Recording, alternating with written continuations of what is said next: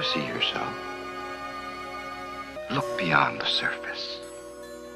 See what is real in yourself and others.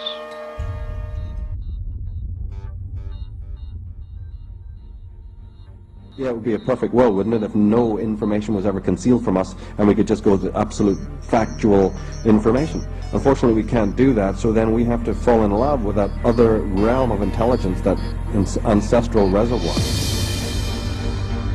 which children, of course, have until it's knocked out of them. And we need to recalibrate that, because although it may be less formal and less organized than what we laughingly call fact half the time, it still can serve the same purpose.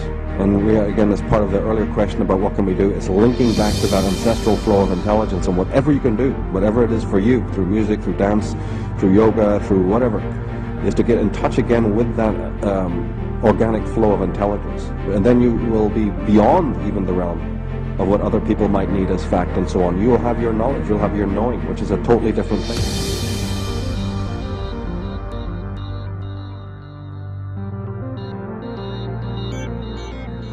All right, well, welcome, ladies and gentlemen, to this special edition of Truth Warrior. I'm your host, David Whitehead, and I'm actually doing this interview on behalf of Modern Knowledge. This is something that myself and my partner, Chris Rusak, have created, and we launched our first tour this past year here, and it was very successful, and we've actually converted this into an online media hub. And the website that we have now, it's up and running, you can check it out, is modernknowledge.ca.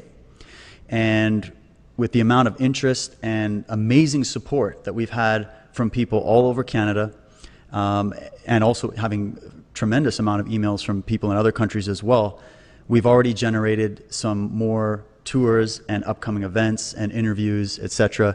So the website, modernknowledge.ca, is the best place to visit so you can get all the information.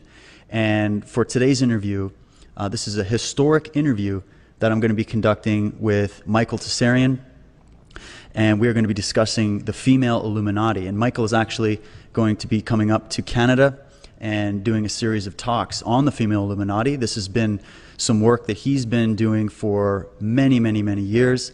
And the last interviews that were conducted about this subject from Michael were probably about just over 2 years ago.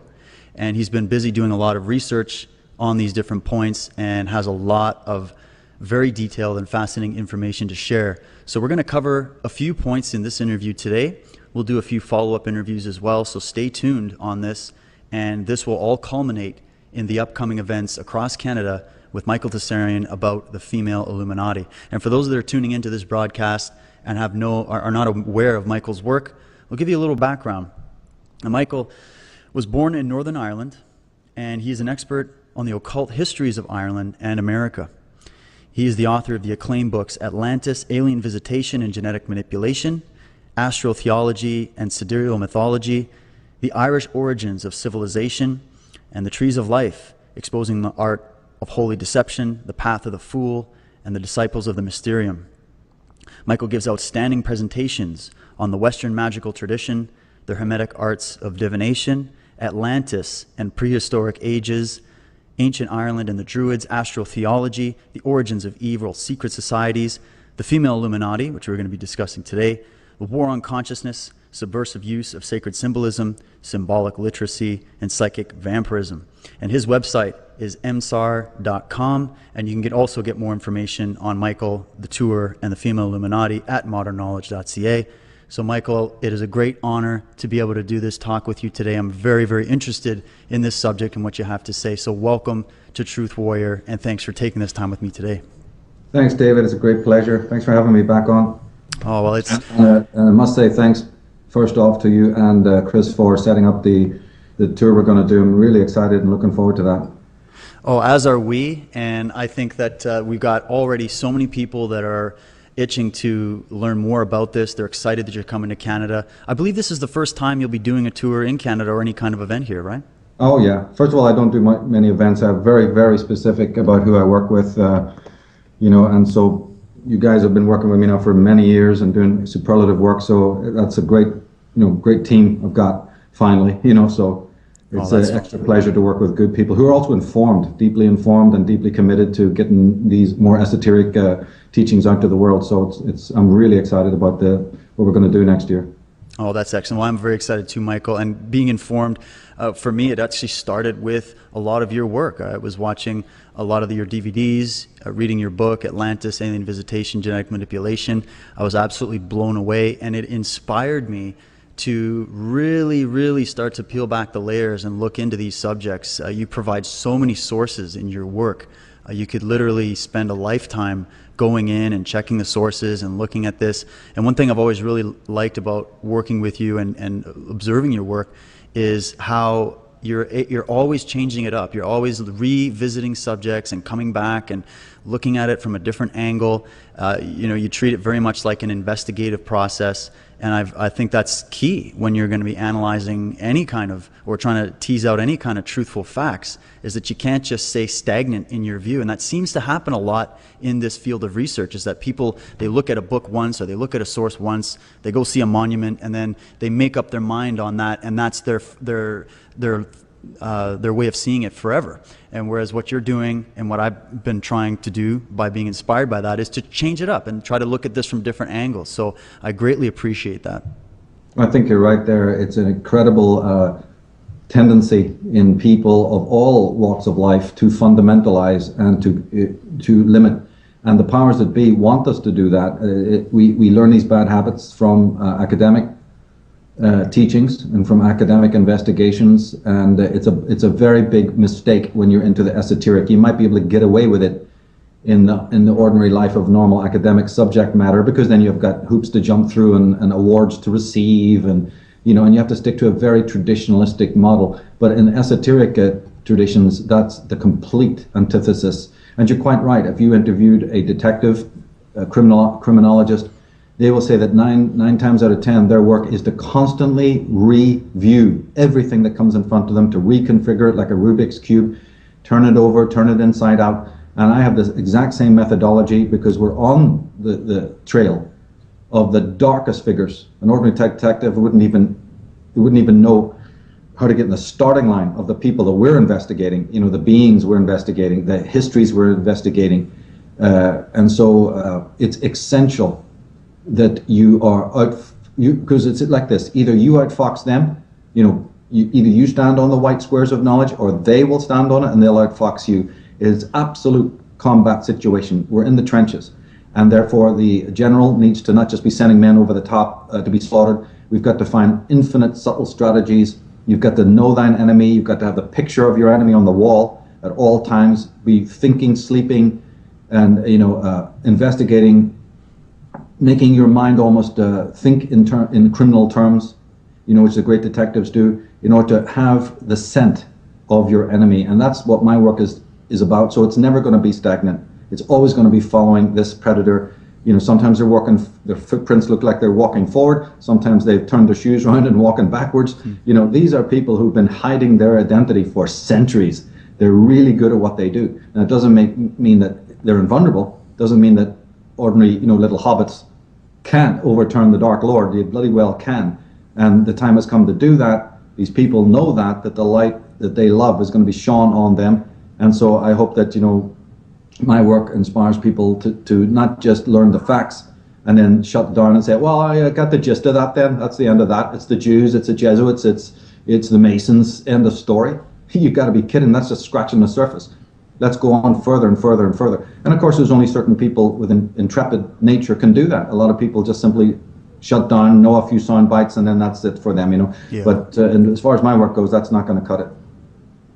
It's such a good point, and I think it's so important that people also realize that it's not just some topic that we're discussing that's just born out of pure interest. Oh, that's an interesting topic, looking at the history of darkness and evil on the planet. This is something that's actually essential to figuring out what's happening now in the world. We live in extremely tumultuous times, and it's very, very unstable in the geopolitical arena right now. There's a lot of dark things happening in the world, and yet a lot of people want to just stay in a state of ignorance because it's so dark and it's so repulsive what's going on, the true things that are going on, that the good people that mean well, are the ones turning away from it, when we need the opposite effect to take place. We need the people that have the light, that are inspired, that are passionate, that are moral, to be able to look at this and face it. And this is why these demons, for lack of a better word, are running amok in our society, is because of the fact that the good people do nothing. What would you think about that, Michael? Yeah, well, 95% of what we call human history is prehistoric. So any person who, even with well-meaning intention, is trying to sum up what this human race has been up to by studying what's happened in the last 100 years or 200 years or 500 years, they're not going to get anywhere. They're going to scratch the surface. 95% of the human existence is prehistoric. So it takes, it's going to, at some point, if anyone wants to understand what's been happening in the last millennia or in the last couple of centuries, they're going to find that whether they like it or not, you're going to have to start dipping into the past, and then perhaps even to the ancient past. Then you're going to meet a wall, this wall I've talked about so many times before, where you're starting to enter into what they have craftily and cunningly called a mythological cycle, meaning we can dismiss anything about fairies and elves and wars of gods and powerful sorcery and weapons of mass destruction in ancient times. So it's okay for the Oppenheimers and all of these top people in rocket science, all the people that I mentioned throughout the Atlantis book, they've all believed in it. It's okay for Carl Sagan. It's okay for, Professor Obert and all of these other people to believe in it. But hey, you're not meant to break the code. You're not meant to start studying these ancient things. And then when you read what was going on, what the Celtic legends are saying, or any of the legends of the world, you're not meant to believe it. That's just folklore. That's just old wives' tales. And, it can be consigned to the rubbish dump. It's for children, and then even if it turns up in our modern world where it's being re-spoken through great science fiction, Frank Herbert's, the Gene Roddenberry's, the C.S. Lewis's, the Tolkien's, even then it's under the guise of fiction. It's entertaining. I read it on the train. I read my kids the Narnia Chronicles, but I'm not going to believe any of it. I'm too intelligent for that. Well, okay, keep on going. And as you say, our world is plummeting into darkness. Ignorance is rampant wall to wall. This technological dystopia is leading everybody to becoming robots with the loss of their humanity, but that's okay. I'm not going to believe anything my forefathers said about the coming of evil, the falling off of morality, or all these wonderful anecdotes that these ancient legends are talking about. And many of them talk about incredible things, as people who've read my work know.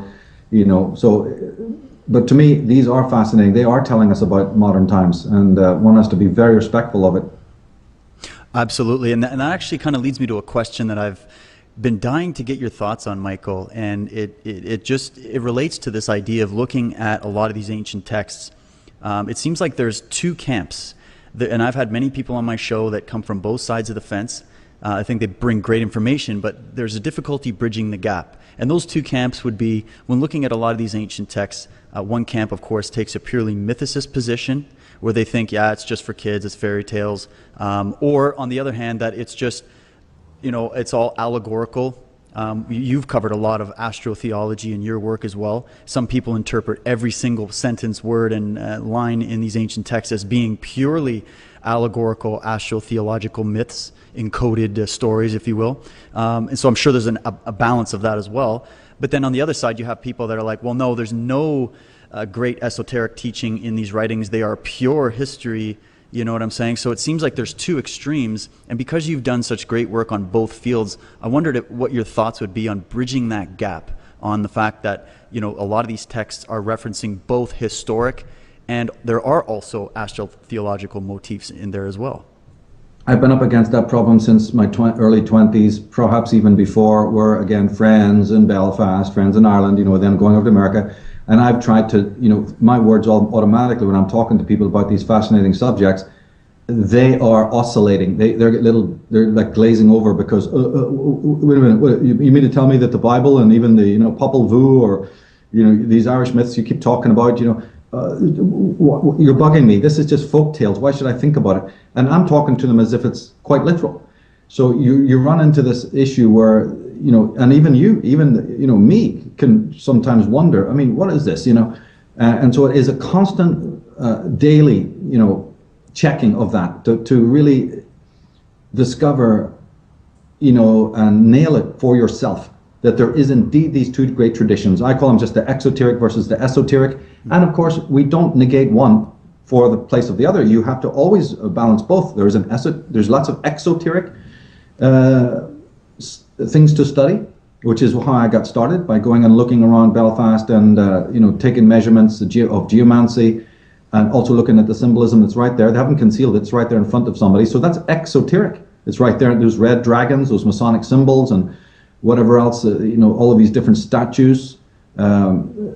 These are exoteric to the extent that there they are in 3D. But then once you start deciphering and decoding, you automatically are then stepping into a more shadowy, esoteric world. Up until very recently, nobody was interested in that world. The Holy Blood and Holy Grail that book was only written in like 1980 or something like that. And then, the Da Vinci codes of latter years. And so, and then the appeal, then you have to deal with the appeal to the masses. So still the masses of the world.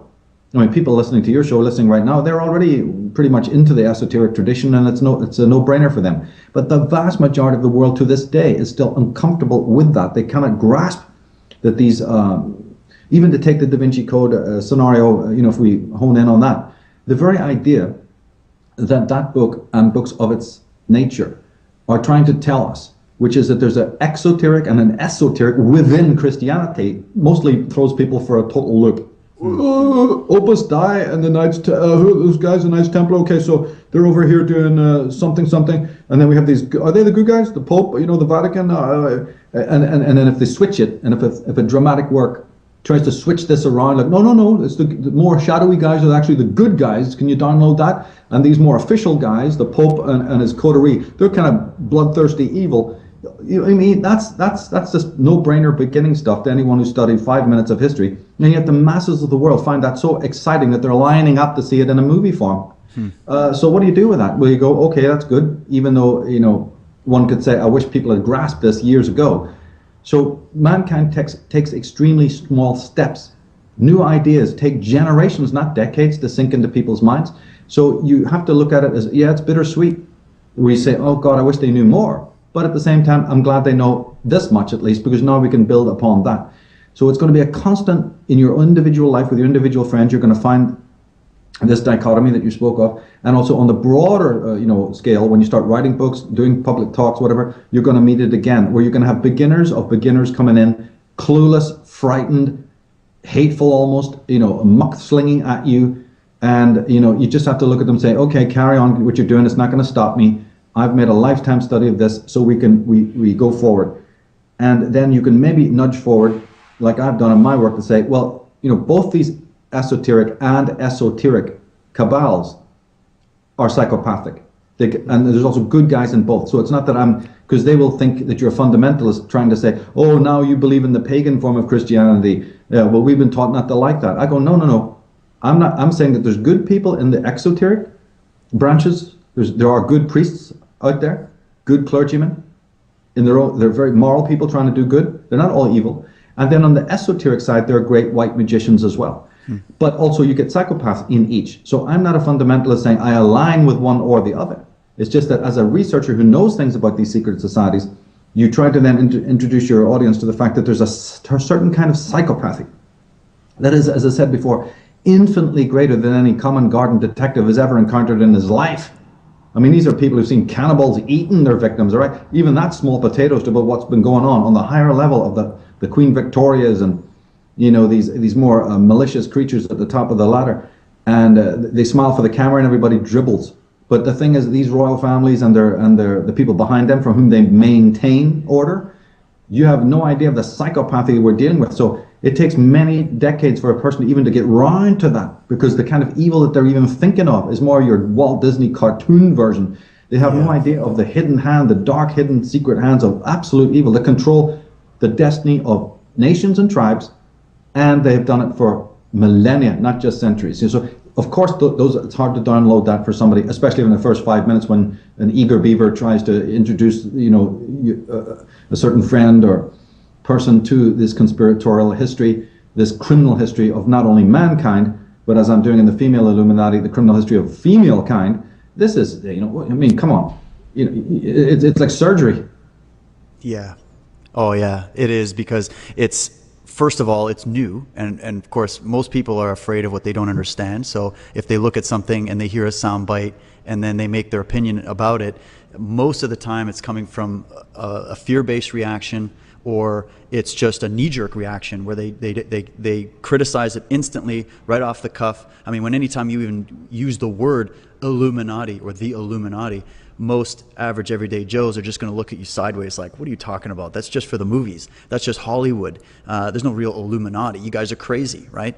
But as we see, there are actual historical groupings of very elite psychopathic individuals and groupings that have been there behind these historic revolutions, the movements of empire, the rise and fall of civilizations, and on and on and on it goes. And there is documentation there.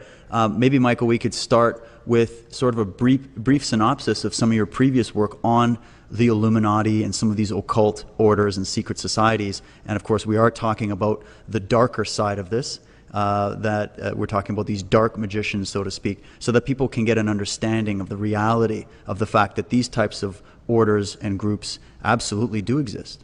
Well, right. I mean, and any work that I'm doing now is absolutely a carry on of what I've done before. It's not breaking any traditions. It's not really turning, any U-turns or anything like that. I looked at the whole goddess tradition thing in a program I'd done before called the Divination and the Goddess Tradition, in which we looked at the role that women have played in civilization, and and also deeply on the esoteric side we looked at that, and also looked at the crimes that have been perpetrated against women. Anything I'm doing on the female Illuminati needs to be aware that I'm no misogynist who's just hacking away because I got nothing better to do, on the criminal history of womankind. This is a very serious academic work that draws on the books and writings of the greatest feminists and the greatest female psychologists, and so on and so on and so on. And also, I have already in my work written and presented many programs, on the positive aspect of the role of females in civilization in general. But as I've moved forward in time from the Atlantis book, what I've done is I've honed in, like I've done with Trees of Life, for instance, that 2-volume work, on trying to focus in on the more cardinal secret society ideology and symbolism, because all through my work it's been a dilution, distillation I should say, of this etymology and the symbolism, getting deeper and deeper and deeper. You start with one thing, then you perfect it, and you go further and go further. And so the female Illuminati is nothing more than a carry-on of that journey into the symbolism and into the etymologies, wherever that road might lead.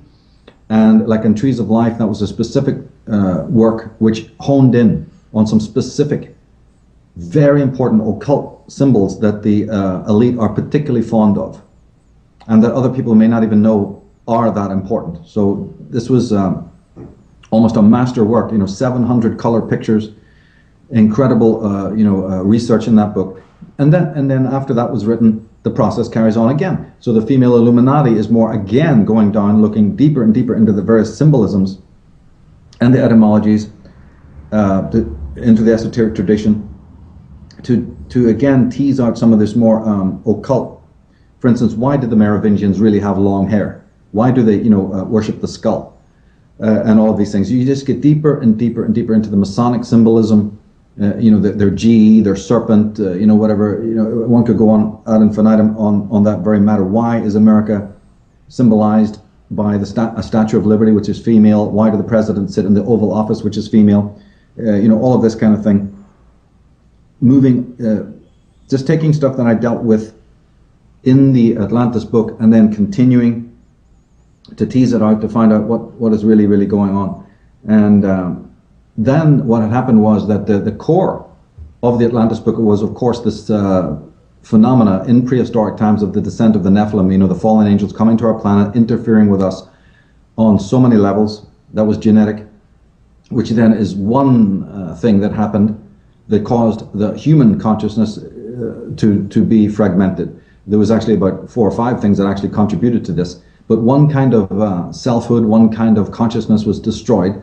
And that's what we dealt with in the Atlantis book, of how that happened, who perpetrated it, and so on. And I was using terms in that, like the Nephilim and the sons of the serpent and all of this kind of thing. And the Tree of Life figured very heavily in that research. and as did the ancient texts that speak of this very thing. Because this is not an invention of Michael Tsarion. You know, there's been great scholars who've looked at this before, especially the matter of cataclysm, and they've also looked into the whole matter of off-world beings living on this planet or interfering with us in certain ways and all. But what had happened was that they had never ever spoken of what kind of consequence that kind of visitation might have had on consciousness itself. This was a part that was only broached by one author, you know, who I mentioned in my book, called Jack Barringer. He was about the only one. And I know Jack, and we've talked about this, and his book launched this for me. This was Past Shock, right?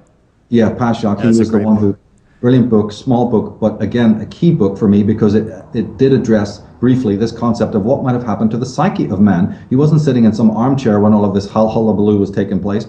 He was absolutely, you know, mentally and emotionally destroyed. And so then that was the start off point. But central to that then became the different texts, the different legends of the ancient peoples of the world, both Native American, Indian, and other, that also speak of this. Sometimes they do it in a more cryptic way, others they do it more clearly. But then you move on to even biblical scriptures that are accepted by modern scholars, for instance, like the Book of Enoch, or various apocryphal works. But you can even turn to the Bible itself, Genesis 6, which mentions the coming of these beings and so on.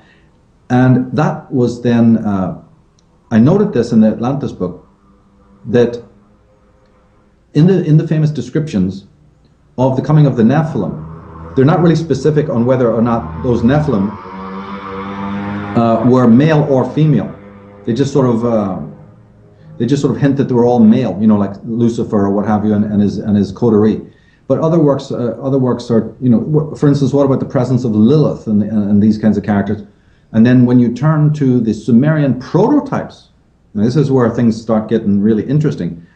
All the biblical, all of the stuff of the early creation that you read in the Bible and the coming of the Nephilim and all of this interference that they're talking about, the presence of Lucifer, the presence of Lilith, the tree of life scenario, all that is so much more unpacked in the prototypical Babylonian Sumerian stories. But then they're including a bevy of women, indicating that the gods were not just of male, you know, they were androgynous.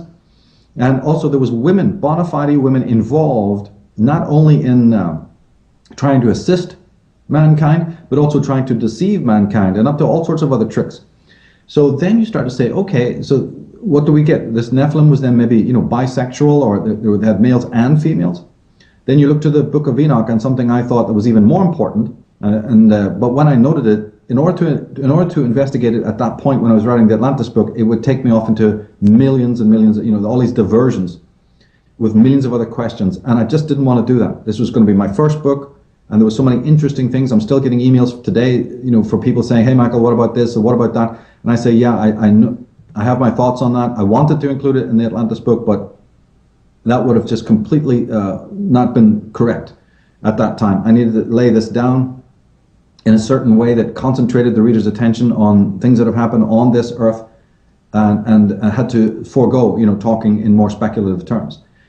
But the thing that I was going to mention is that in the Book of Enoch, when it talks about how the Nephilim seduced, quote unquote, you know, or came in upon the women of the earth and tried to conceive by them, and there's other works that even show you that they did try to have normal conception, and that went completely awry, and some strange hybrid beings were being born, and that didn't work. Then there was a change in tactics, you see. And I believe that change in tactics was a genetic thing, in which genetic children, these hybrid children, were born. And mythology is absolutely loaded with stories about immortal beings taking mortal women. And it's right down through the Celtic and you name it. You know, so many traditions have this motif. Now, why? And I'll tell you why. It's because it happened. And the thing is that there's some sort of conception was then a more technological conception, but these children were born, and they were the famous heroes of antiquity. And it's raising those children. Just in, you know, people who are new to this should ask themselves the question that every single tyrant that's ever lived on this planet, from Godfrey Bullion down, didn't they have mothers? Didn't they have sisters? Didn't they have wives? Weren't wives themselves queens, and when they were often just as tyrannical as any man who sat on those same thrones? The world is not full of wonderful queens who, when they were on the thrones of the world, turned our planet into a paradise. I've never heard of even one case of that. So let's start asking some questions about that, you see. But going back to the biblical thing, it started to dawn on me that where is the account of the great war of Armageddon when the men rose up to save their women from the powers of the Nephilim? Where is this great epic about how the women resisted? Yeah, I'm turning over a lot of pages here, reading through a lot of stuff here. Let's turn to this. Let's turn to this account over there in the Far East, and you go north, south, east, west, and read all that there is. And we know that so much has been hidden. But from Genesis onwards, the Book of Enoch, Book of Jasher, Book of Baruch, and all that plethora of other texts out there, I don't hear one account of any resistance put up by any female when it came to dealing with the visitation of the Nephilim. On the contrary, some texts are even saying that the women found these beings comely and were attracted to them and found them handsome. So then, my mind, as I said, this detective part of my mind just goes, this is very interesting, because as a matter of fact, it transforms. And if you don't, if you go back into the Sumerian, they're saying the same thing. There is, after all, in the Bible, this creature called Lilith, a very different creature than Eve. So then one starts to say, what would, if I unpack this, and after you start reading some Nordic stuff and you go through the ancient stuff, you got more than you can imagine on the board. And so when you say, well, wait a minute, if I start looking at all of this, I'm afraid that this actually turns over, upside down and inside out, all the history of humankind that we've ever been sold. So in the Atlantis book, I did deal with the women, these Eves, who I called them at that time, implying that there were more than one, a race almost, who were very instrumental in saving the day. So that you and I can actually be talking about this now. There was an enlightened group of women who didn't go for the contract and resisted the power of the Nephilim and the latter warlocks that the original Atlanteans had given rise to. So for a period of maybe centuries and maybe even longer, there was a fallout in which the women were instrumental in setting up much, much more positive civilizations. But then it occurred to me that not every woman would have probably gone for that gig, good as it was. What about these other women that may have, as these texts are saying, went with the gig and did collude with the enemy, so to speak? And so then this opened up the door for me to start slowly putting together the story of the Dark Sisterhood, dipping again back in part of the esoteric tradition. But one other thing before I finish needs to be mentioned as well, and that is that when these sorceresses and their masters unleashed the various kinds of warfare, maybe even a bacteriological type of Holocaust, you see, that wiped out the whole male race at the time because they were relying on their technology, you see. And just like I mentioned in the Atlantis book, they relied on their technology and didn't need the musculature. And when the women were seduced, they also said, we don't need these Mark I males, and so we're going to wipe them out. And I believe that a genocide of that nature did happen, and I believe it happened globally. And then the next point is, why don't we know about it? Is because of trauma. As I've always pointed out throughout my work, trauma, trauma, trauma. You must understand trauma through and through.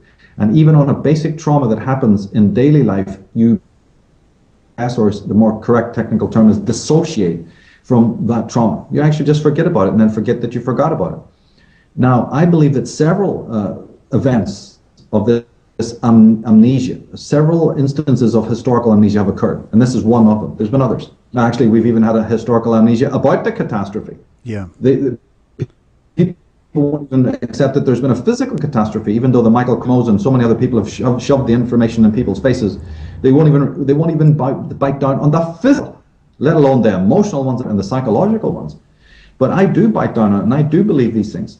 And I think that one of these great associations, one of the great historical amnesias, has been about the conflict between the genders and the role that women had in ancient times, both good and certainly bad.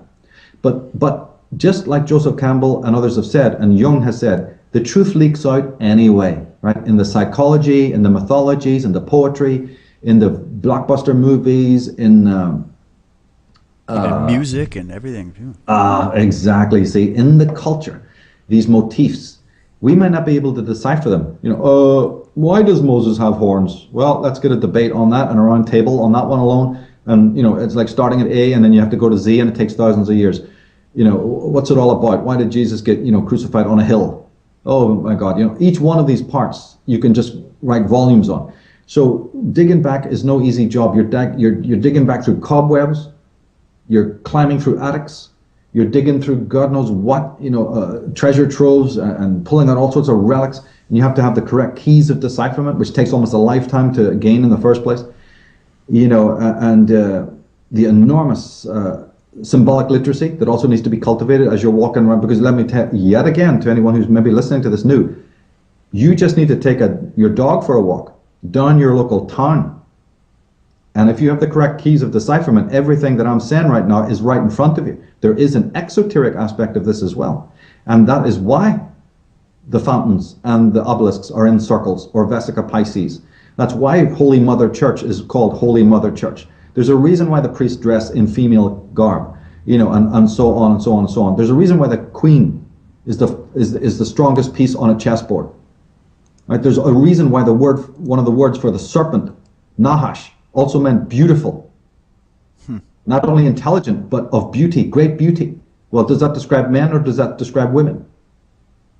We have incredible stuff out there in plain view that people should understand. Why were the ancient Sumerian kings always under the goddess, or their titles were things like digger of the garden, keeper of, you know, the garden, servants of Asherah. Well, who the hell is Asherah? You know, and again, those horns on Moses' head, or various stuff that we read throughout the Bible. Why did the Bible have it so that Jesus has an earthly mother, but the father is almost cast to the side? This Joseph is almost non-important. Where did that motif come from? Why isn't it just, oh, he had an earthly father and an earthly mother? But Mary is exalted, but Joseph is definitely not. And I could go on and on and on with the, you know, references. The incredible, like I said, stories of immortal men, immortal beings actually, married to mortal women. The fact that in many cultures, the female priestess or the female queen had to initiate even that which the pharaoh did, you know, down the line. This even goes for much of Celtic mythology. Why do the Illuminati have the Minerva, a goddess Minerva, and her various symbols? There's many of them, but the owl and the butterfly. You know, again, look on your television screens, look at the advertising. You'll see that butterfly, you'll see that dove, you'll see that spider, you'll see that owl. All over the place. Whole buildings are designed like that. You'll see labyrinths, you'll see spirals, you'll see ovals, you'll see circles, you'll see pentagrams, mandolas, vesicas. What does the word city mean? It's cetus, the womb, the vagina. When you get into it, order of the garter. What's a garter? Once you start getting into it, you know, and as I said, this has been hidden from us because it's so easy. They're brilliant at doing it. Like I said, you see these great statues of the male knight riding on the horse. You see them in every city of the world. Do anyone know that the horse is a pun on the word whores? So why is the king riding the whores? Who are the whores? Who are the widow's sons? Why is Hiram Abiff and Masons known as a widow's son? Are we digging? Are we finding out? Masons wear aprons. Why are they wearing aprons? Who told them to do that? Who told of all the designs you could have, the presidents are sitting in an Oval Office? Everything about the initiation of the Declaration of Independence, the United States Constitution, and the building of not only Philadelphia but Washington D.C. Every single part of it happened under two signs: America's natural birthday, Cancer, a female sign, and the other sign is Virgo, the most important of all the female signs. And then under specific stars like Sirius, which is sacred to Isis, Spica, right, which was again sacred to the female goddess. Oh, why? Isn't there any male stars or conjunctions or aspects that they could have been working with? Sure there is. But even in the Battle of the Boyne, and then you start building this out. They say that Ireland was discovered by a daughter of Noah. Why not a son of Noah? Who is this Casser that they claim came out of the flood and was the first person to set foot on the Ireland after the deluge? So you're bumping into this stuff all over the place. As I say, you know, we deal with the esoteric aspect, but one only has to, you know, what's the most famous cathedral in France? Chartres Cathedral. It's built over the site of the ancient goddess. You're tripping over it when you start getting into it. There's not a hero you can think of, from Cuchulainn to Finn McCool to I don't know who wasn't either initiated by a witch or a female personage. Even King Arthur got his sword from the so-called Lady of the Lake. You know, as I say, it goes on and on and on. It's just, you know, we'll be dealing with this stuff because we have to start, again, as you said at the beginning, turning this Rubik's Cube around, walking around the crystal, fondling it, who are these prostitutes that the modern masculine patriarchy rescripting the power of this ancient cult of women, or these sects? It's right there in front of you. It's just that they call it the fallen women or the prostitutes. But you want to do some etymology and to find out that word meant herodolai, beloved one, sacred one. Do you want to do some etymology on the word Mary and find out that meant beloved one, and always referred to one of these extreme high class female powers? That they were also called virgins. Virgin is one of the actually most misinterpreted terms you could ever come across anywhere, especially in the literature of the world. The simple term virgin birth or virgin, my goodness, that word alone will lead you on a merry dance, let alone getting into all of the other Kabbalistic symbolism that Masons are all with their insider schma. It goes on and on and on, It's so interesting, Michael, and there's so many incredible points in that last talk you were doing. And it's just, if you think about what you were mentioning about how just in the game of chess that the queen is the most powerful piece, we have these sort of sayings that people say and they don't really think about the meaning of it, which is that behind every great man is a greater woman, right? And you look at the very characteristics of women in general, and this isn't, like you were saying, this isn't just a discussion of trying to say this is a battle of the genders that we're trying to incite here. This is an examination of the genders and why there are certain characteristics that are more dominant in women and other characteristics more dominant in men. It seems that women are very good at organizing. They're very good at doing multitasking and things like that. It seems as if there's certain talents that are instinctive that they have that could, easily be used for either good or evil, right?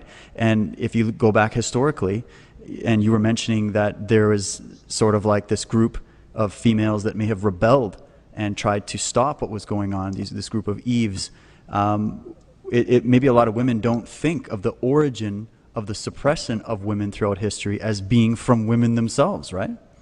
Yeah, and then there's absolutely good reason for that. We have, because remember, in my work, I'm never underestimating the cunning, cruelty, absolute psychopathy of the males that have been, of the extremist version, the malignant masculine, which you cannot look at any malignant femininity without always balancing that out. I know people will still spit at me, even though I do that. I know even though my work has done it for years.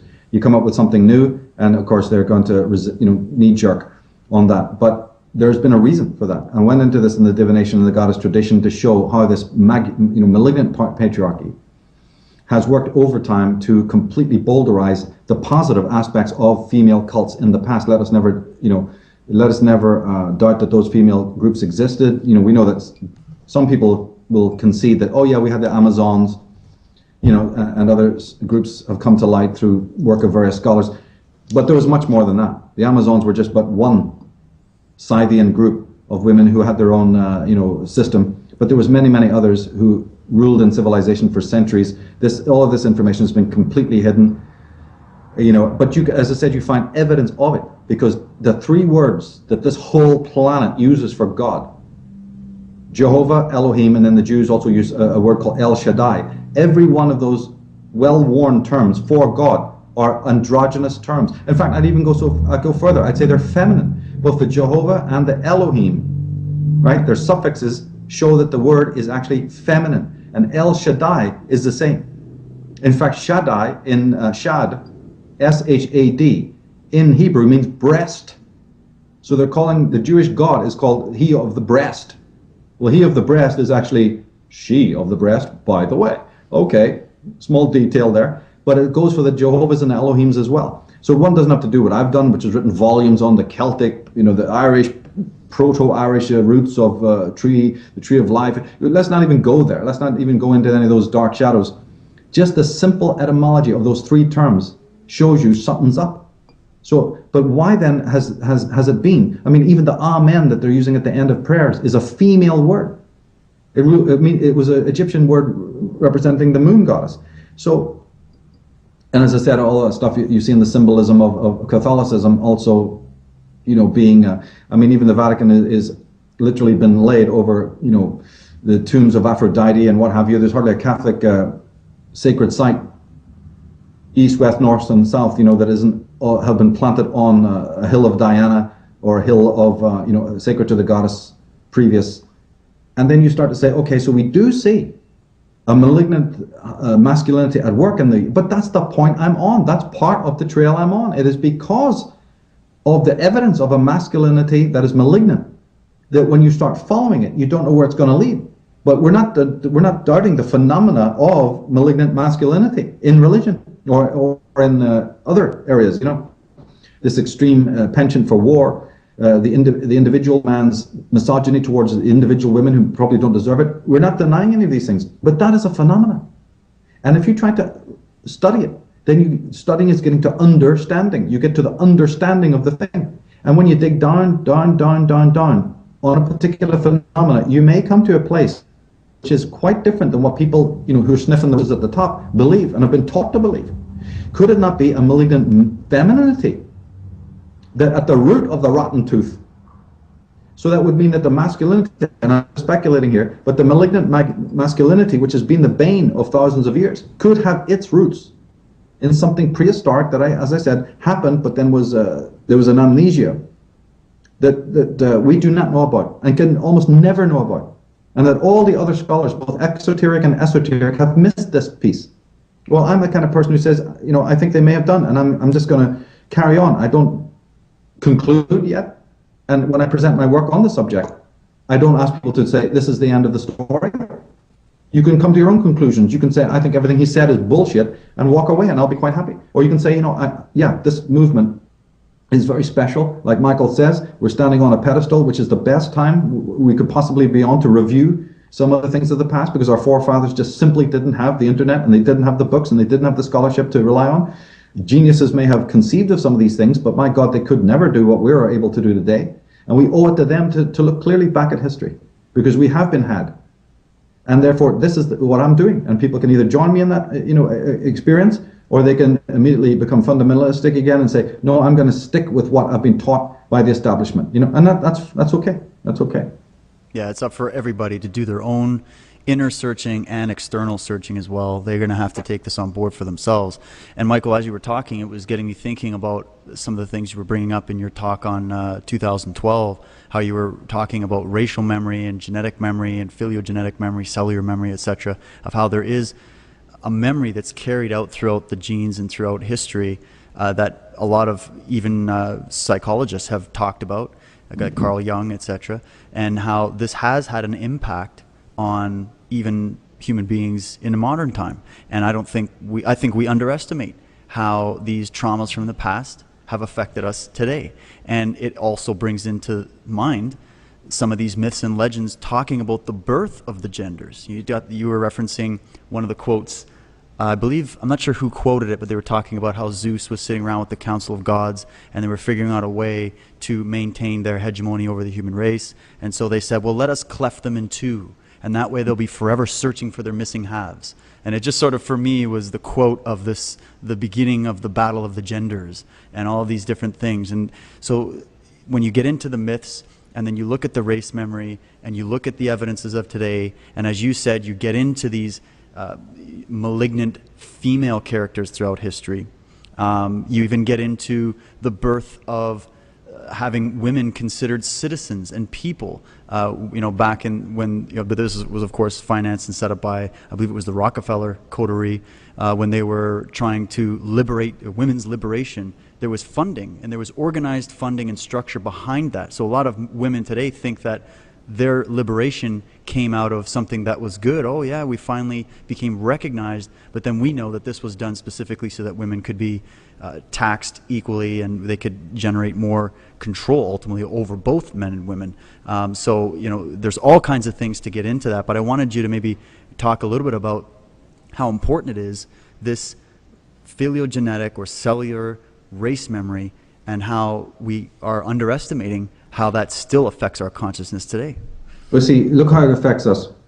If what I'm saying is true, right? For instance, that there was this dark sisterhood who, were their symbolism is on the front, but they themselves conceal themselves behind the masculine societies. Let's say the secret societies that we're familiar with, right?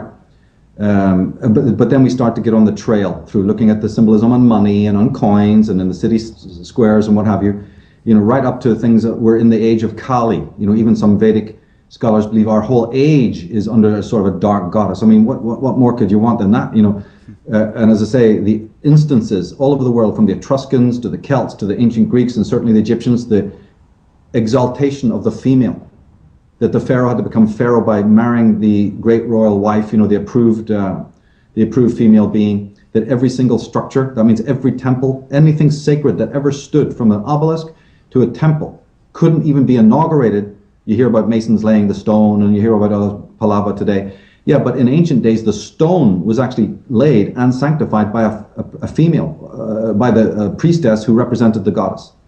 The symbol of the orb and the wings and the two serpents over the doors of every sacred place in the ancient world, from Sumeria to the Phoenicians, to the Canaanites, to the Minoans, Cretans, Philistines, and Egyptians, most famous of all, and even the Celts. That's a female symbol. So when you walk into the portal itself is dedicated to the goddess Nephthys. The whole damn temple is an image. Even the Jews concede this in their Temple of Solomon. Yeah, that's the temple, but inside is a Holy of Holies, which every person who studied Judaism knows is a Shekinah. It's the female symbol, period. And then how the Shekinah motif turns up in the deep Kabbalah. When you're really studying the Kabbalah, you find out that the whole Kabbalah is a tree of life, ergo the female. But that tree of life then turns up in the Bible. You see, so you have to dive in. You have to become like this mercurial person who's able to study all of these things, have everything on the desk, get your arms around all of this information. But to answer your question is this, is that it is not just men in this planet who've got to deal with their guilt and their need to evolve.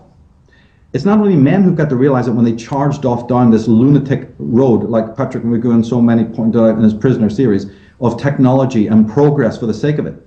And maybe they need to put the brakes on that and change again, and maybe ask questions about, was that the right road to go on? That we've now turned the world into a nightmare?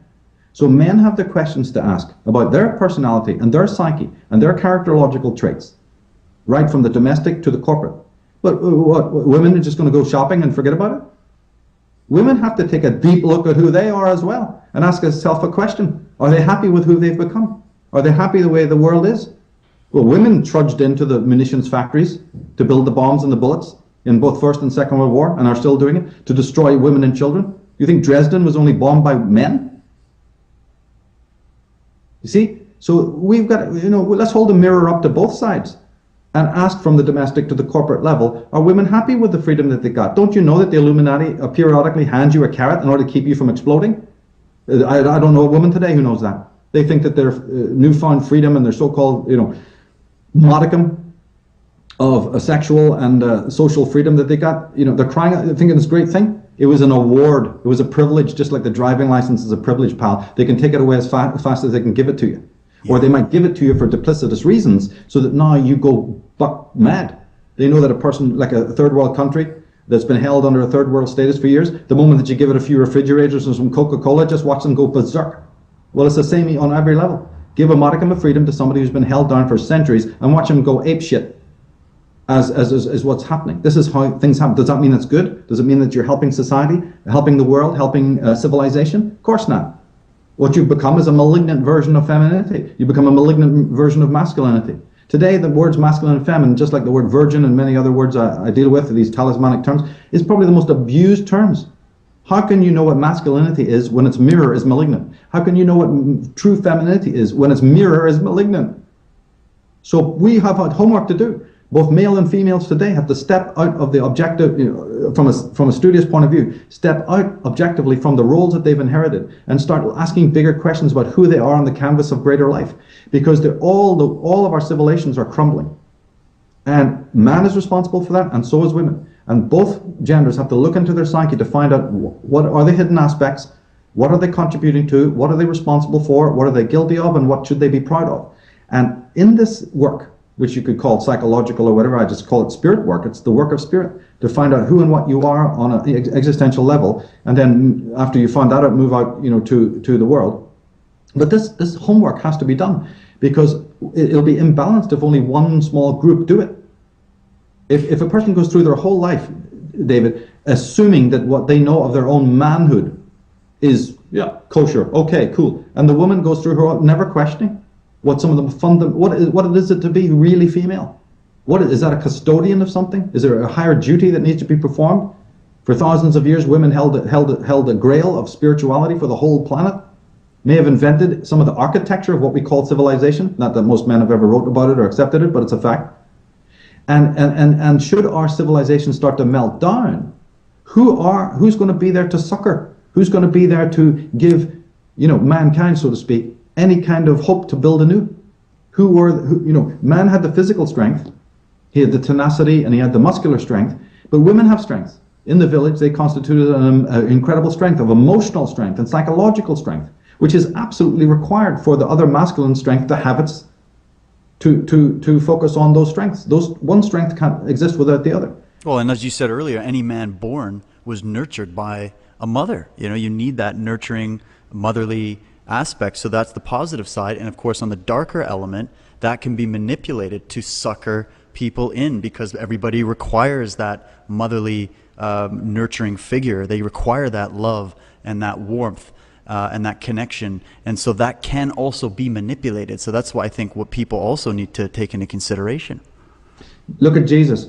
Many times, the greatest, most poignant stories is in the presence of Mary, one or the other. The mother of Mary, the famous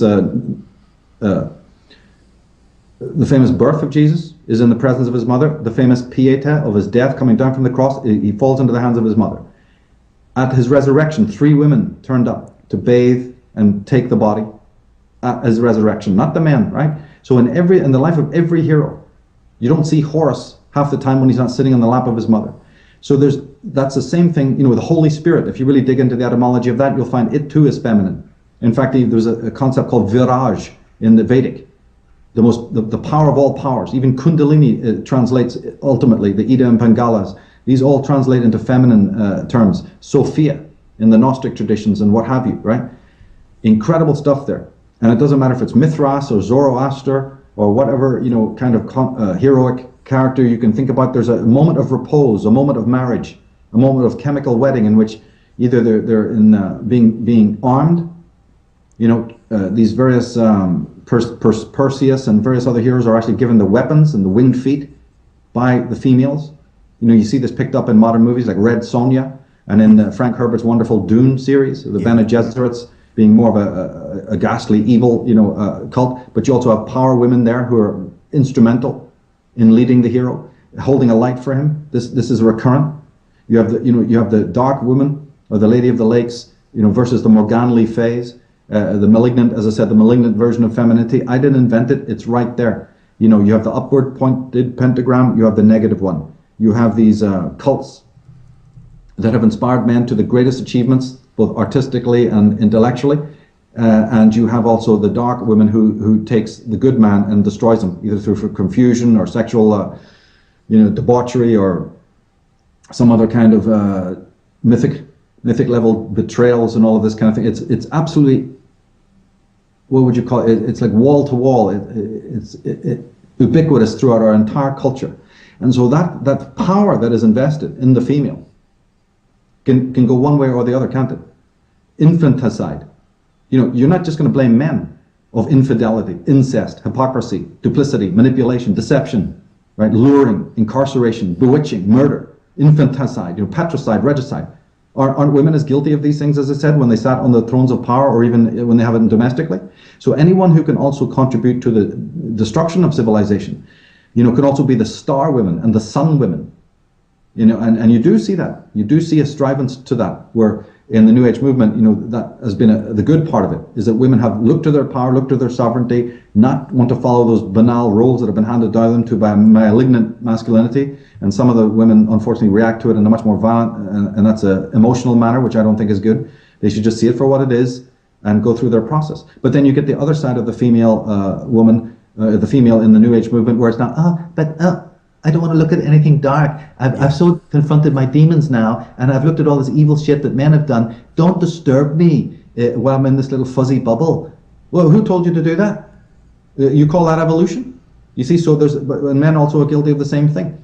There can be this Apollonian distancing and editing of reality, again creeping in, which unfortunately in the New Age movement it has now, where the women have no guts and they're not looking at themselves and they're not looking at the world anymore in a rational way. Some are, but those women are often marginalized. What we have now is again another sort of a battle between women who just refuse to see the realities and these other women who are in the New Age movement or in the conspiracy movement, loving it, reading it, studying, but they're not being marginalized themselves. I get a lot of emails from women that this is happening to them, where they're being literally marginalized by the family and even by these other groups that they are part of, because anytime they bring up anything conspiratorial or to do with the hidden hand of control or whatever, they're immediately silenced and vetoed and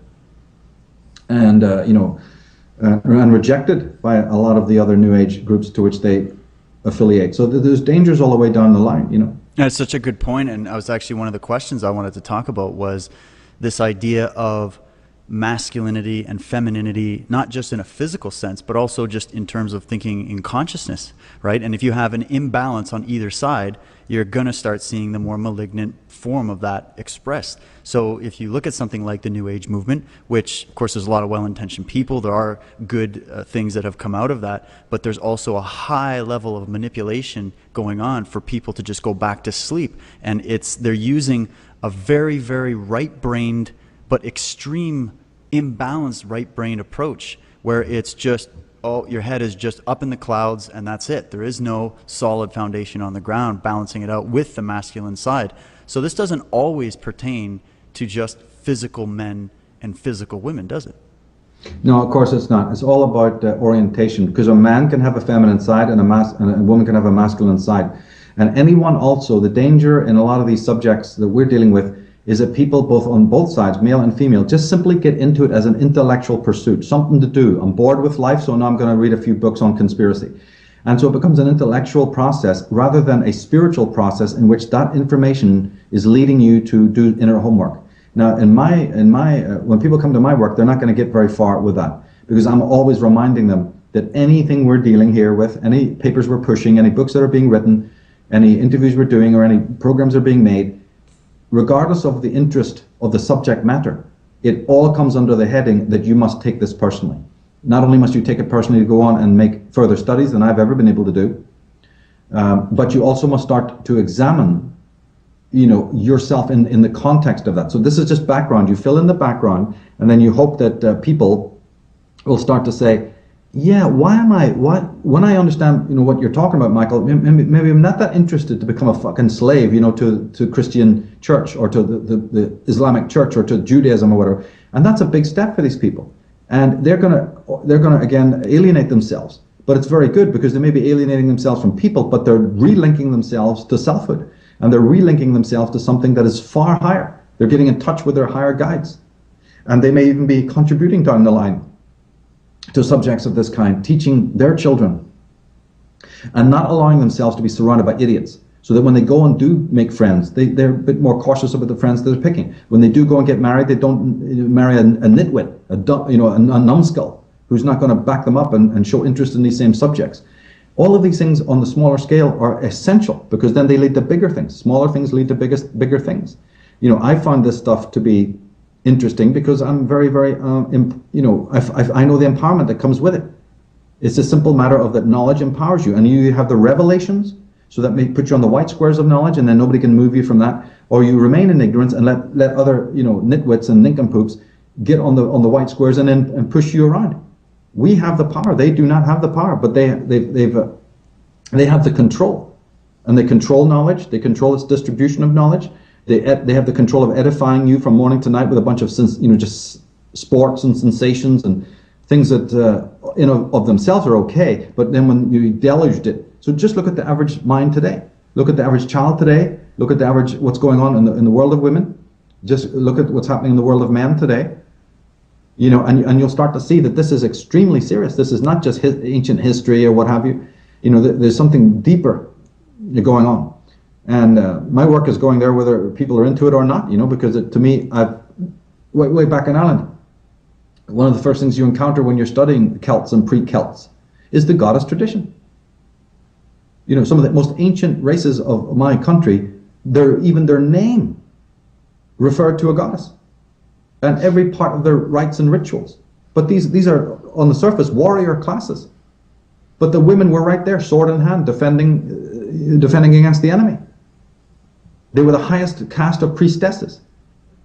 Right? Even when kings sat, they often sat in a manner that represented the female. The throne upon which they sat was on a mound or a hill. Sometimes, like in the case of a place called Derry, 3 kings sat. Well, we know that the 3 spirals is the patent symbol of Ireland, but that idea comes again from the triple goddess. I've gone into this in my Path of the Fool series a little bit, and then and it goes on. It goes on where they understood that the whole earth, let alone the sky, was personified in a female goddess, or in some cases androgynous. That the waxing of the moon may have been masculine, but the waning of the moon is feminine. So everything was in a state of balance. Now we, in the modern age, have deeply lost this sense of balance in every which way you can imagine. And that's because we have malignant parents who had malignant parents before them, and so on. So this work, no matter how interesting the subject matter is, it's based on you realigning yourself and reattuning yourself, both with yourself, with the earth and the sky. This is the holy work. It's simply not an intellectual exercise, which a lot of people today in the New Age movement and in the conspiratorial community are thinking that it is. It's the accumulation of facts, and then the regurgitation of those facts. It's partly that, but it's so much more spiritual. It's about trying to find a wholeness that our ancient forebears experienced and had. But the methodology of teaching that to the moderns, you see, has been occluded and lost, but can easily be found back by reverent people who go back to see how these forebears, what they were doing.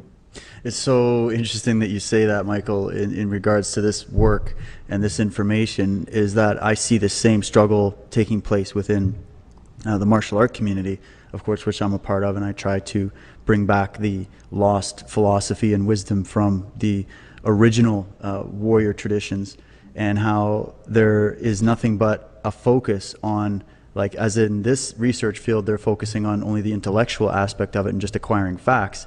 In the martial art community, they're focusing purely on the physical dominance factor and just what's the best technique to win, how do you choke somebody out the best way, how do you get a knockout in a fight or whatever, and those are the focus points. Whereas I've always taught it from the original tradition, which is that this is really just metaphoric. It's a spiritual process, really. All of these obstacles and opponents that you might come upon in your training are just there to challenge your spirit and your mind and your being, and to grow and to keep moving upwards. So there shouldn't be a focus on just what kind of physical attributes you can gain. That is just a process of which you are expressing your spirit and learning about who you are, why you're here, and where you're going. So I just wanted to echo that from this, and you can see this everywhere. You can see this in all kinds of expressions of art and culture, where there's a movement towards focusing purely on the aesthetic, purely on the exoteric, if you will, and losing that deeper aspect and the deeper knowledge and wisdom that's actually being thought about and portrayed there. And it's interesting too, paradoxically, because when we talk there about what is the malignant versions, we omitted to talk about what might be a more positive version of the masculinity and femininity. If masculinity went down through the technology and has turned people into what you've said, where there's no inwardness at all, every sport is done for the purest physical purposes. Martial arts is done for that as well.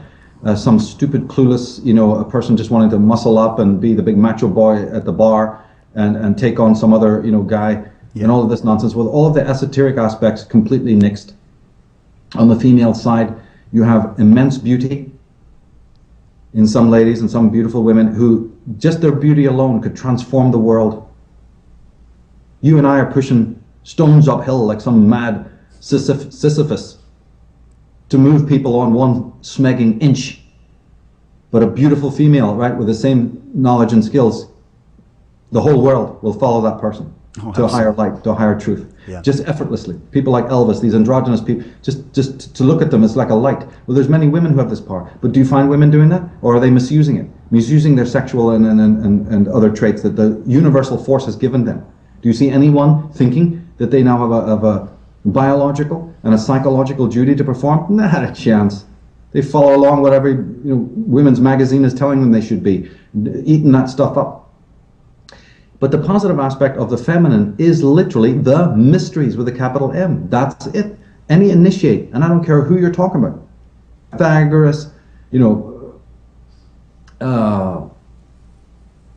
Paracelsus, any of these ancient ones of the ancient times always were initiated through the female. And then they were initiated into that which is called the mysteries. Today we just use that term without realizing what it means. The word mystery comes from a word indicating female. Mesta. That's where we get the word mist from, and mystery. I didn't know that, yeah. Yeah, it's a female word, and it actually represents the underground, the grotto, which was always the traditional haunt of the female, is the underground. That's why all churches have a crypt. But before churches were built, you see, you had your grotto, and you had your caves. That's why Leonardo da Vinci painted the two females in the grotto. Everyone looks at the women, they don't think, what's this terrain that they're in? That is the center of the initiation. That's the knight or the king or the hero having to go into the underworld. And until he's matriculated through those rites, and there can be 6 or 12 depending on the culture that you're dealing with, but when he has to pass through, only then is he truly the risen sun. Only then is he Sol Invictus.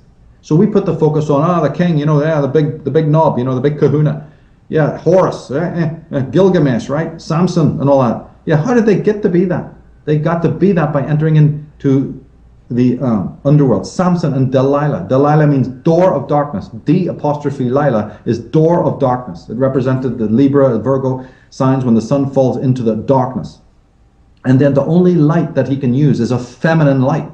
My God, how important this is to the men of the world today who don't have that feminine light any more than the women today have the true masculine aspirations. So that the journey into this place is then the light that is held before you is a feminine light of a kind, right? The starlight that takes you into the underworld, and that is the role of the of the shamanic female in your life.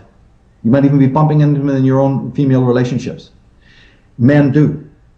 Cultures do. But if those women are being flattened out, if the upbringing that they have has never introduced them to this role of femininity, either by their fathers or their mothers, and if they are just walking through the world clueless, and bit by bit by bit, it's like having coins falling out of your pocket, bit by bit by bit, they're becoming completely spiritually naked.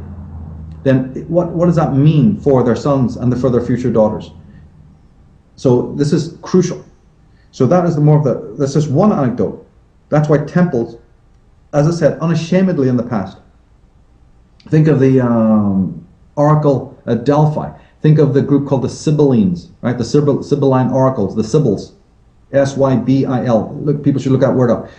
All the emperors bowed before these goddesses and priestesses. There wasn't a philosopher. Socrates himself, he said his mentor was, what's her name? Can't remember right now. But he had a female being that he dealt with in the streets of Athens that put him on his road, right? Emperors, as I say, bowed, went to the oracles to hear what was what. Not only for personal prophecy, but even for state predictions. The prophecies of the prophetess and all of that, and her acolytes. Where's this all gone today? You're going to turn to Cosmopolitan and Vogue magazine. That's where the prophecies are now today, on how to deceive more men and erotically seduce and waylay. Isn't that destroying both women and men? Everything that women are told today is a destruction not just of men, but of women themselves. And so you have to do then a research, isn't it, to find out who's behind these rotten, filthy media outlets, and then look at their symbolism. Then you start to get it. And it's in front of everybody's face now. I mean, you just look at the media and the way that we are seeing, especially young kids, looking at these so-called role models in the media, in Hollywood, etc., where it's actually just nothing but the worst kind of malignant femininity being danced around on stage for people to aspire towards. It's absolutely grotesque. And then to talk also about the real women and the real priestesses and getting into this. I remember that quote that you talked about at one point. It was a 5,000-year-old Gaelic Celtic prophecy where they were saying, and this is about predictions. I mean, look at the time we're in and listen to what this woman says. She says, "Then she, the priestess, added a prophecy in which she foretold the approaching end of the divine age and the beginning of a new one, in which the summers would be flowerless, the cows milkless, and the women shameless, and the men strengthless, in which there will be trees without fruit and seas without fish, and old men would give false judgments, and legislators make unjust laws. Then warriors would betray one another, and men would be thieves, and there would be no more virtue in the world. Like, holy crap, if you can't describe from thousands of years ago what's happening now better than that, I don't know, man. That's at least 5,000 years old, and it was from Irish priestesses after a great battle. You find the same motif in the Nordic Edda, you find it in the Puranas of India, the fall into the Kal age. And it's called Kali because she represented the dark side of the malignant female. So this is what set me off in this research. So we have to sort of come down to earth and realize that there was a vision that people had in ancient times, not just, recent times, but in very ancient times, seeing the fate, because they knew about cycles that we have no clue about. Then these stories came down, and you do find them in the fairy tales, you do find them even in the Bible and other sacred works, there's no question about that. But right now, I think that it's important for women to start taking a look at their own history, and unfortunately, it does include a criminal history, just like in the way of men, they have to look at theirs as well. And so that's what this project is really going to be, because I believe that this society of the sisterhood, as we call it, does exist. They have been operating behind the largely male societies. Studying back to the very origins, it turns out that there was indeed a collusion in ancient days, and that this group of females were either genetically altered themselves, but at some point they were given great access to great power beyond imagination, technological power. And so, and then, as I say, we've been talking about splits and dualities. At that point, this is ancient history, but it can be accepted by any psychologist, and that is that there's two kinds of attitude towards the opposite sex. Men have it towards women, and women have it towards men. One is authentic, and the other is neurotic. And so just in the same way that men can hate women, or hate their mothers, or envy beauty in women or whatever, so on the opposite can women envy the strength and the tenacity and the will of men. And so this is not just, I believe that this is not constricted to our time. I think that's part of the myopia that I spoke of earlier, of only looking at our centuries. This kind of neuroticness, neuroses, existed in ancient times as well. And it comes into our story very much, because when the power women, they had an attitude of deep envy towards the normal nature-given, strengths that the males possessed. There was an antipathy there. Now it's kind of ludicrous, isn't it? Because those powers that men have, just like the powers that women have, are nature-given. So it's a form of nature hate, actually, which is going on. But the story goes that this genocide occurred because when you had the almost magical-like technology at your fingertips, the technology that the Nephilim brought, then you don't need the muscular strength. And so the women of the neurotic kind saw to it that there was a genocide. It's written there, right, in the ancient mythologies. You only have to read it. And I'll be presenting those mythologies in the film and in the talk that we're going to do. So this is a no-brainer when you actually find out that this antipathy existed. But the thing was, as I recounted in the Atlantis book, that a point came during the War of the Gods where a lot of the technology was destroyed because of the upheavals that occurred, subsequent to the War of the Gods. And so then a new Mark II male Adamic type of being had to be created. So there's actually two different kinds, at least two kinds, maybe even be more, of what we refer to as masculinity in the world. And that neurosis within women of envying, you see, the authentic woman admires the male strengths, just as the authentic man admires the beauty and the softness and the gentility and the motherly qualities, you see, that women have, right? So the neurotic female envies, and there is all the difference in the world. And that split, that duad between admiration and envy has changed the course of our history. But it didn't happen in historical times. It actually, we're only seeing the after effects. Everything that exists in the gender war, of the last 10,000 years is actually derivative. And when you trawl through, as I've done, the ancient mythologies, the ancient religious motifs, you find this axiomatically. You're convinced of it, absolutely, in the sense that there are these goddess images of the dark female and the other more accepting, and solar female, which you also have in the Genesis story as well, with the Lilith and the Eve, and it's a motif that just carries on down. It's been presented to us by duplicitous overlords, so we haven't really read it right. So a lot of my work will assist people to reread this stuff and see it in a different way, to cast light on these particular kinds of dualisms and make more sense of it than the Bible has done. I mean, after all, in the Genesis, they're telling you that the male gives birth to the female. Yeah, right. We're really on the right track there. Yeah. Jesus Christ. If things don't need to be turned around, I don't know what to say.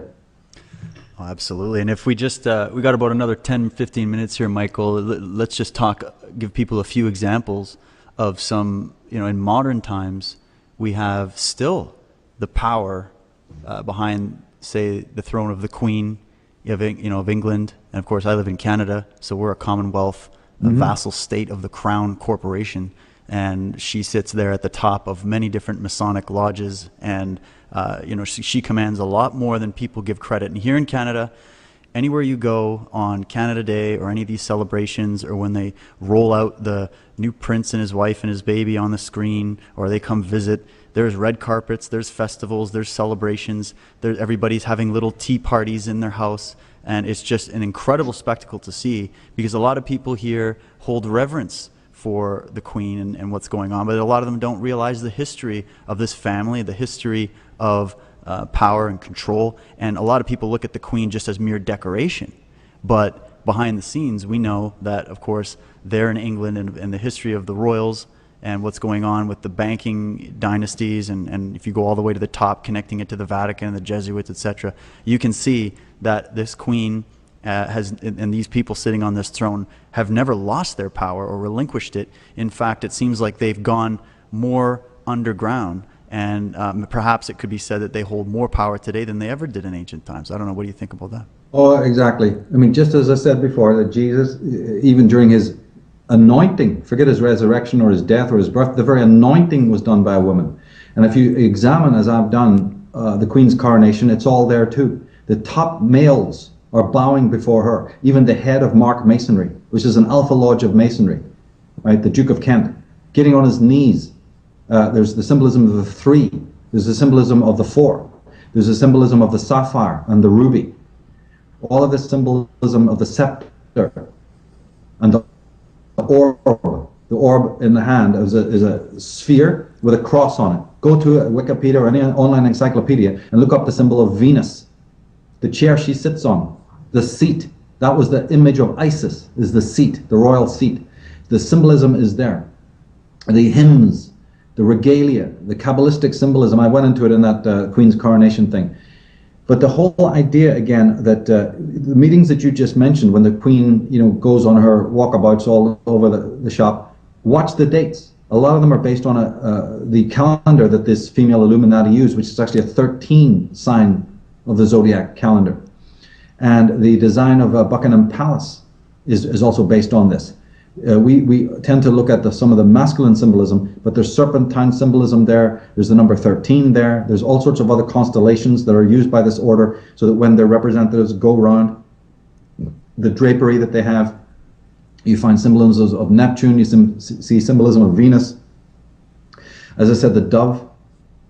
And we're still in the early stages of, this is what motivated me to carry on, you see, is because we're in the early stages of deciphering what the symbolism means, and that's why the job isn't over yet. We've got to look at some of the terms. What does the word queen mean? Where did that word come from? And again, looking at the astrology, because these ancient people have ancient ways. We may have thought of ourselves as being modernized because we're living in this 21st century, that whole myth of progress.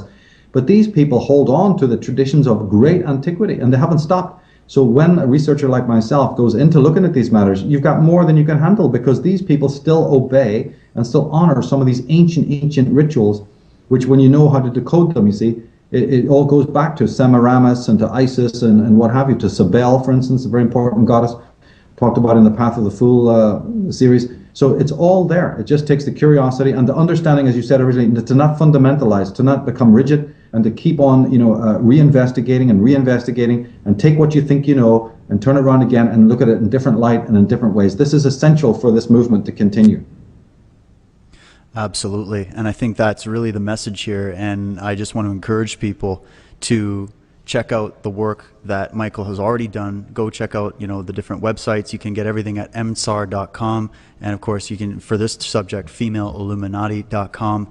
And I also urge you to go check out modernknowledge.ca for more information and upcoming videos. And Michael, we're going to be doing and organizing some follow-up interviews for people and getting people ready for the upcoming tour that we're going to be doing here in Canada, talking about these subjects. I very much look forward to it. Each event is probably going to be a good 6, 7, who knows, maybe even 8 hours long. We're going to cover a lot of material about this. So we're going to get into the details. And Michael, maybe just in the last couple minutes, if you just wanted to share any other things about how the talk is going to be structured and some of the other points you're going to be bringing into it for people. Well, exactly. I'm looking very excited now to doing this. It'll be the first time ever live on stage doing the Female Illuminati in Canada next April, late March into April. I'm very excited about that, to share this work with everyone. Thanks to you guys, David and Chris, for letting us do that. And anyone who wants to keep in touch with us, make sure you send us your email to be personally informed about the final touches on the film, Female Illuminati, or the dates and content of the event coming up.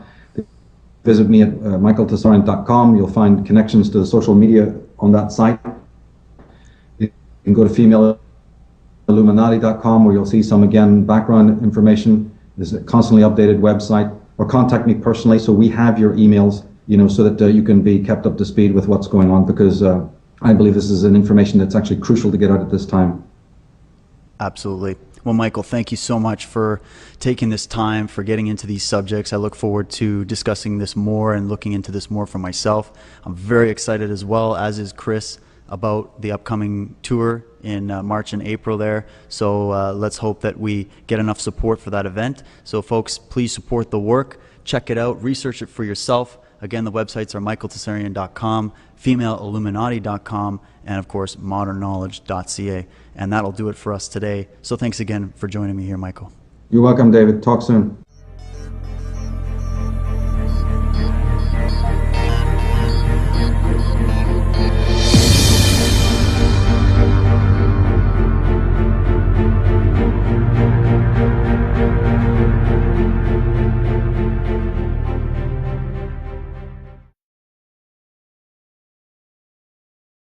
And doing a series of talks on the Female Illuminati. This has been some work that he's been doing for many, many, many years.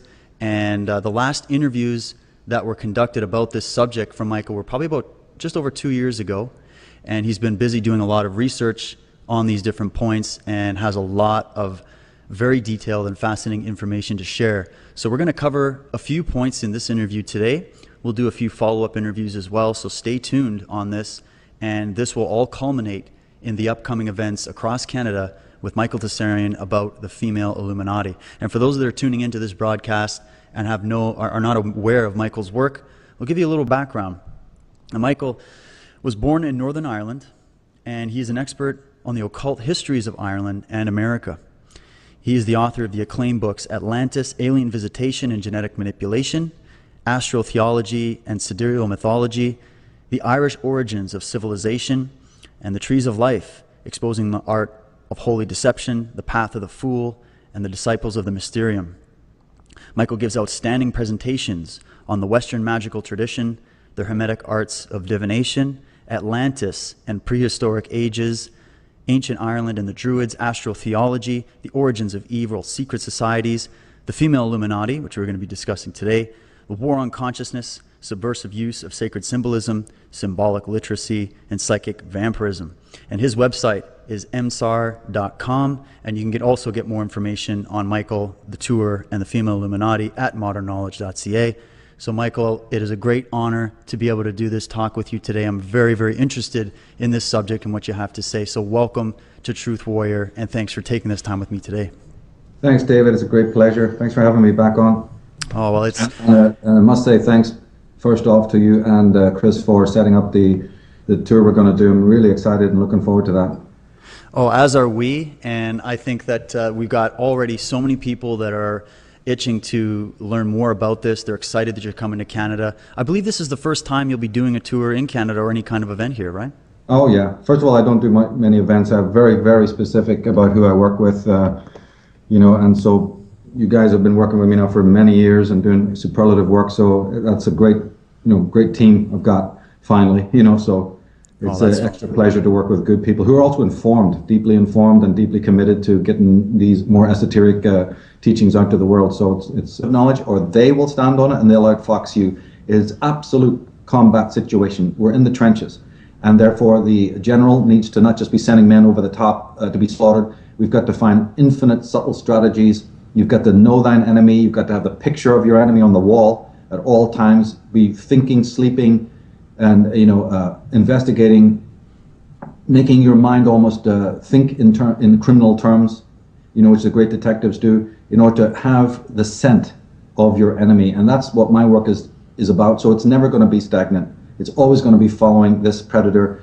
Sometimes their footprints look like they're walking forward. Sometimes they've turned their shoes around and walking backwards. These are people who've been hiding their identity for centuries. They're really good at what they do. And it doesn't mean that they're invulnerable. It doesn't mean that ordinary, little hobbits can't overturn the Dark Lord. They bloody well can.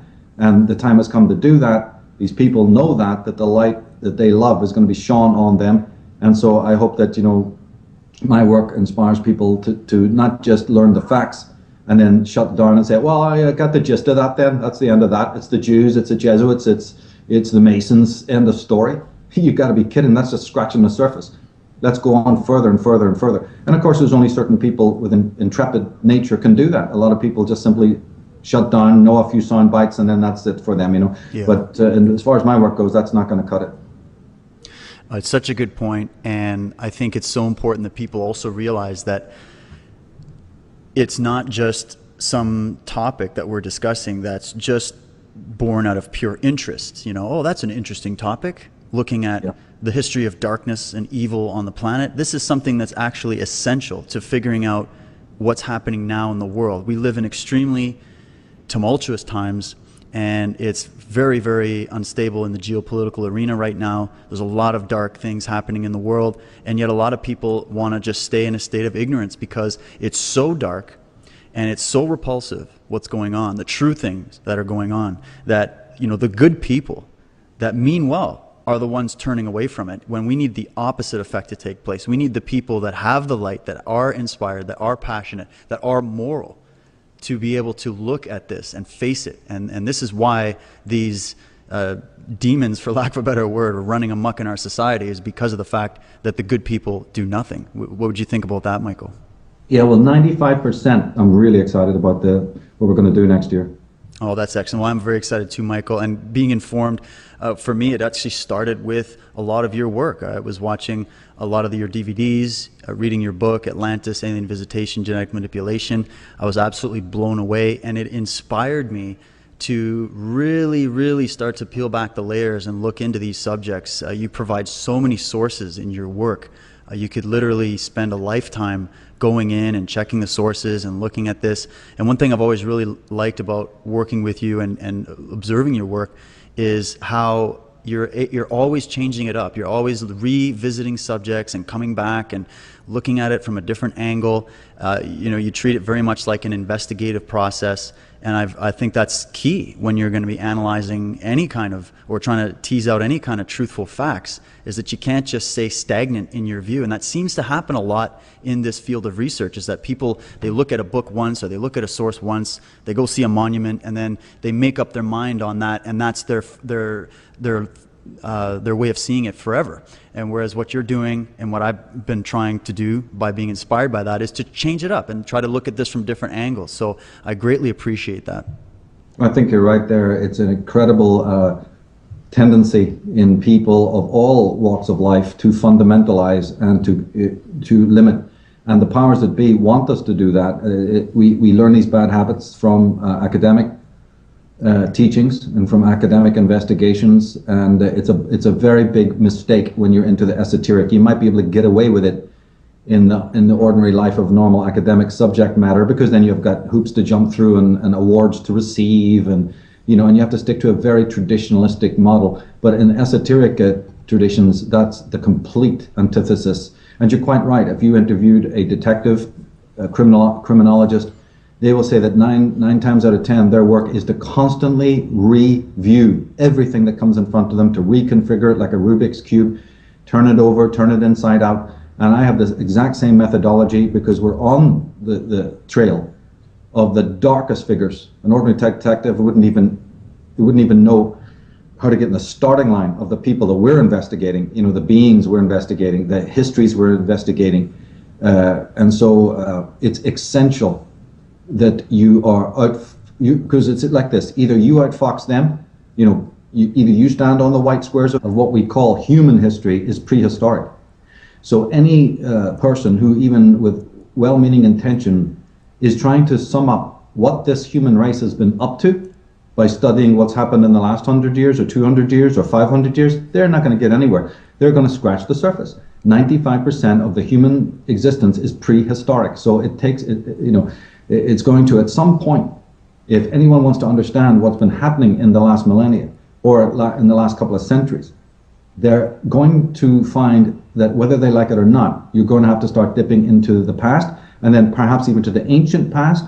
Then you're going to meet a wall, this wall I've talked about so many times before, where you're starting to enter into what they have craftily and cunningly called a mythological cycle, meaning we can dismiss anything about fairies and elves and wars of gods and powerful sorcery and weapons of mass destruction in ancient times. So it's okay for the Oppenheimers and all of these top people in rocket science, all the people that I mentioned throughout the Atlantis book, they've all believed in it. It's okay for Carl Sagan, it's okay for, Professor Obert and all of these other people to believe in it. But hey, you're not meant to break the code. You're not meant to start studying these ancient things. And then when you read what was going on, what the Celtic legends are saying, or any of the legends of the world, you're not meant to believe it. That's just folklore, that's just old wives' tales.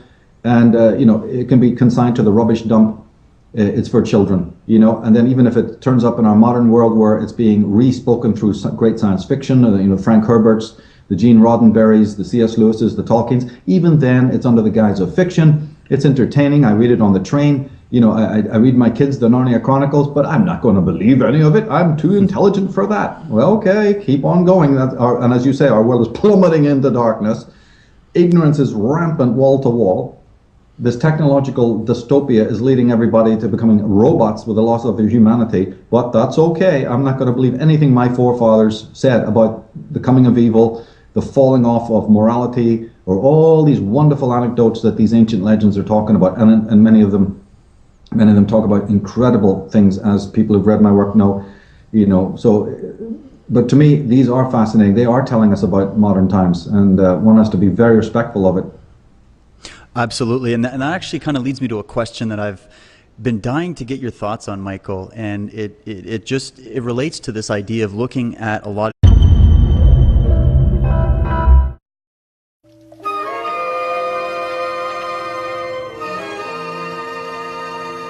Do you see yourself? Look beyond the surface. See what is real in yourself and others.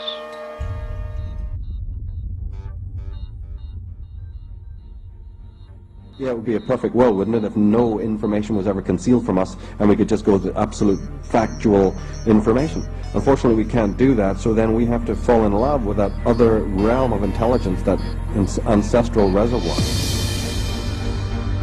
which children, of course, have until it's knocked out of them. And we need to recalibrate that, because although it may be less formal and less organized than what we laughingly call fact half the time, it still can serve the same purpose. And we, again, as part of the earlier question about what can we do, it's linking back to that ancestral flow of intelligence, and whatever you can do, whatever it is for you, through music, through dance, through yoga, through whatever, is to get in touch again with that organic flow of intelligence. And then you will be beyond even the realm of what other people might need as fact and so on. You will have your knowledge, you'll have your knowing, which is a totally different thing.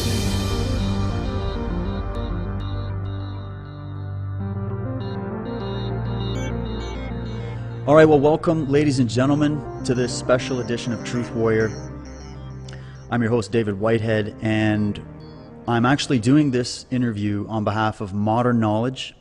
This is something that myself and my partner Chris Rusak have created, and we launched our first tour this past year here, and it was very successful. And we've actually converted this into an online media hub. And the website that we have now, it's up and running. You can check it out. Is modernknowledge.ca.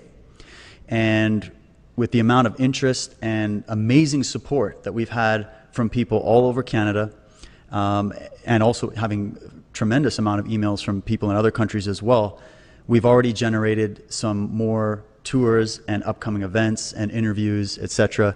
So the website, modernknowledge.ca, is the best place to visit so you can get all the information. And for today's interview, this is a historic interview that I'm going to be conducting with Michael Tsarion, and we're going to be discussing the female Illuminati. And Michael is actually going to be coming up to Canada